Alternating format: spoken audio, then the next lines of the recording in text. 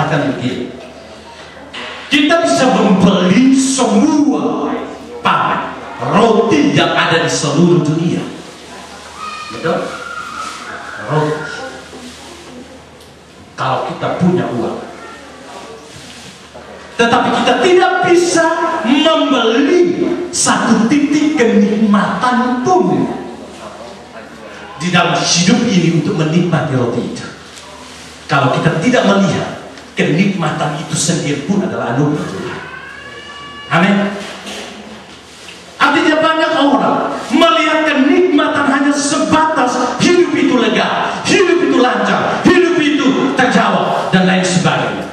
Bukankah dalam beberapa khotbah yang lalu saya katakan, hidup ini yang dibutuhkan bukan hanya solusi untuk masalah, tetapi hidup ini yang dibutuhkan adalah apakah Tuhan tetap bersama saya atau tidak, apakah Tuhan tetap menyertai saya atau tidak. Itu yang lebih penting. Mengapa hidup ini susah pun kita bisa menikmati itu di dalam Allah. Ada sukacita di sana, ada damai di sana. Tetapi hidup ini lancar pun kita tidak akan pernah meninggalkan Tuhan, karena kita tahu Dia ada bersama kita dan kita bisa menikmati itu karena kita menikmati relasi yang indah dengan Tuhan. Amin. Ini poin yang pertama. Sehingga jangan sampai dunia ini dengan kenikmatannya menggeser kita daripada kenikmatan relasi kita dengan Tuhan.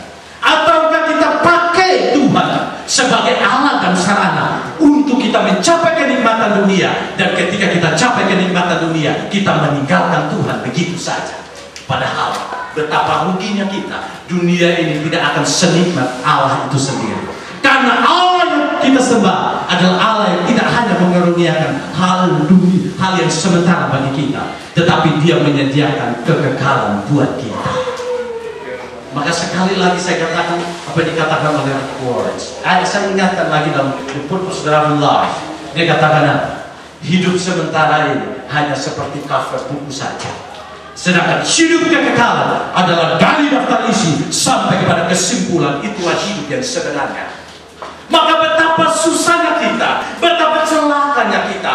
Kita memakai Allah untuk mencapai kenikmatan, kita memakai Allah untuk mencapai jawaban, kita memakai Allah mencapai kelegaan. Dan ketika kita mendapatkan kelancaran dan kelegaan, kita membiarkan Allah itu pergi begitu saja. Kita membelakangi Dia.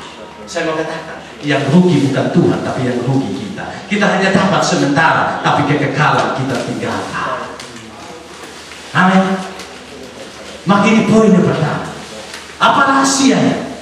Supaya kita bisa berdiri teguh di tengah-tengah masa yang baik, masa yang lancar. Yang pertama, ingat semua kebaikan itu dari Allah. Tetapi semua kebaikan yang kita terima tidak akan melebihi kebaikan daripada Allah itu sendiri. Allah itu lebih baik daripada semua kebaikan yang ada. Ini poin yang pertama. Poin yang pertama yang perlu kita mengerti. Maka saya mau katakan, kenapa 12 murid Tuhan Yesus berani martir buat Tuhan?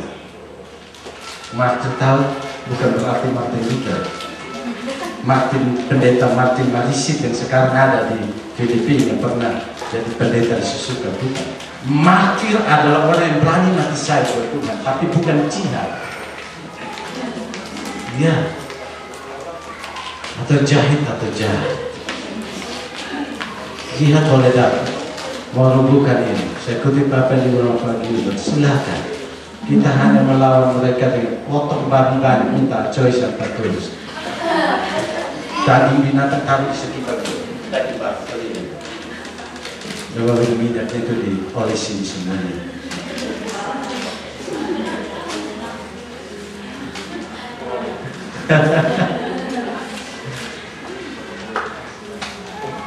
Kenapa mereka berani mati saya betul? Hanya satu.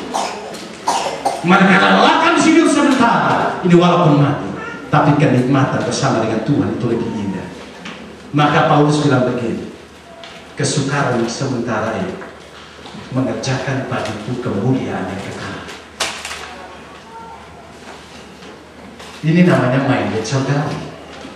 Pikiran yang berpusat bukan kepada kesementaraan, tetapi kepada surga. Itu yang membuat kita menikmati Tuhan dalam hidup ini.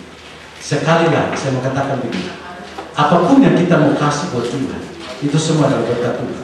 Tapi ketika kita kasih buat Tuhan, pertama-tama jangan pernah ada dalam pikiran untuk minta Tuhan balas apa yang kita kasih.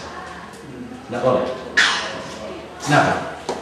Ketika kita kasih itu buat Tuhan, yang pertama kita tahu itu dari Tuhan, dan yang kedua kita kasih itu karena kita menikmati hubungan yang indah dengan Tuhan. Silakan Tuhan balas itu kemurahan Tuhan, itu kedaulatan Tuhan. Yang penting kuncinya, tujuan kita hanya satu. Saya melakukan itu karena mau menyenangkan Tuhan. Kenapa saya menyenangkan Tuhan? Karena Tuhan lebih baik daripada apa yang sudah saya buat. Itu yang pertama. Sehingga kita tidak pernah menjadikan Tuhan menjadi alat untuk mencapai kelegaan, mencapai kenikmatan, setelah dapat kita lempar Tuhan begitu saja. Amin. Info yang pertama. Pertama terus dari tadi Bapak kita kapan duanya? Ya, kan sudah saya bilang terakhir biasanya ada terakhirnya. Nah, hari ini saya khotbah bisa karena nanti kita pindah gereja saya hanya khotbah 30 menit. Karena waktu kebaktian dikasih buat kita 3,5 jam. Hari ini kita sampai jam 10 malam.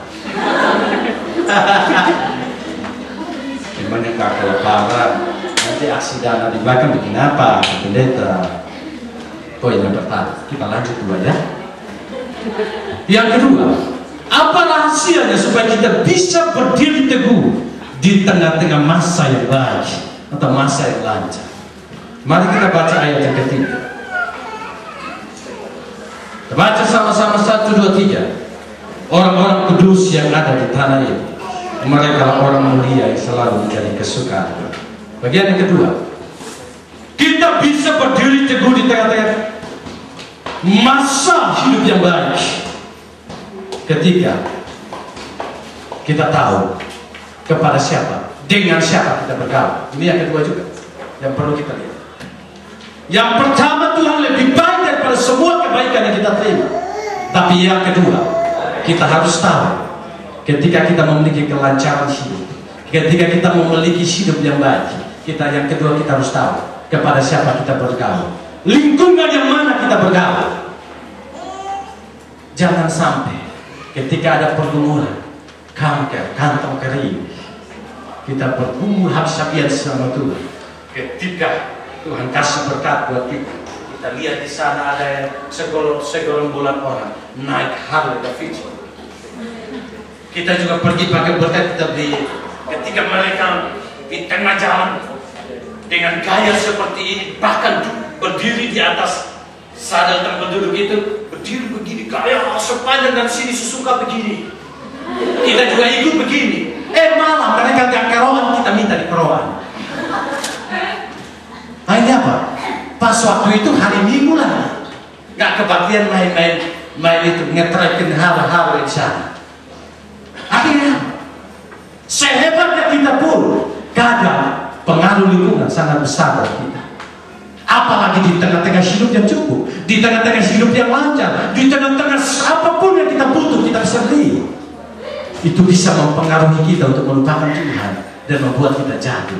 Maka Raja Daud mengatakan di sini, orang-orang yang kudus yang ada di tanah ini, mereka lah orang-orang mulia yang selalu mencari kesukaanku. Daud tahu orang-orang yang harus bergaul dengan dia, yang berrelasi dengan dia adalah orang-orang yang kudus, orang-orang yang mulia yang menjadi kesukaan buat dia. Bukan berarti kalau begitu kapan Daud PI-nya pekabaran ini